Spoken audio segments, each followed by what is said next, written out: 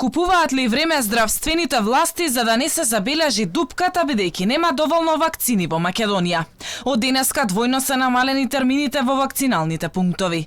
Наместо како што досега се вакцинираа по 2500 лица дневно, сега најмногу 1500 граѓани ќе можат да се имунизираат. Министерот Филипче се правда дека распоредот е развлечен заради тоа што сега се вакцинираат постарите граѓани, а за нив била потребна придружба, па затоа целиот процес се одолговлекува.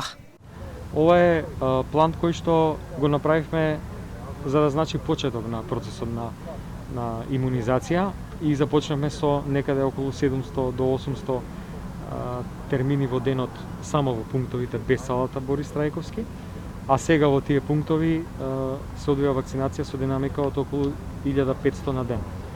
И тоа се пунктовите ширум државата, се уште со можност да термините се згуснат и бројот на вакцини се зголеми. Тука во салата Борис Трајковски, нешто помалку од вообичаените 2500 на ден, поради тоа што очекуваме постари лица, исто како и во пунктовите почне се доаѓаат со придружба.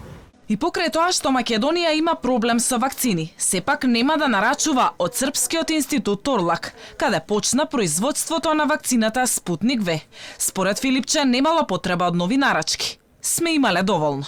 Торлак е единствената фабрика во светот на фармацијата во регионот кој што има можност за стерилно производство, тоа се тие ампули и флакони во пакување како што се прават вакцините. Нема ниту една друга фармацевтска компанија која што тоа може веднаш да го направи. И затоа е ставен акцент, односно е избрана како приоритет.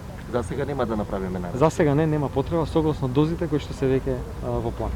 Според најавите на министерот, на 28 април во Македонија ќе пристигнат 200.000 кинески вакцини. Тој сепак остави резерва од неколку дена во случај да имало некакви поместувања.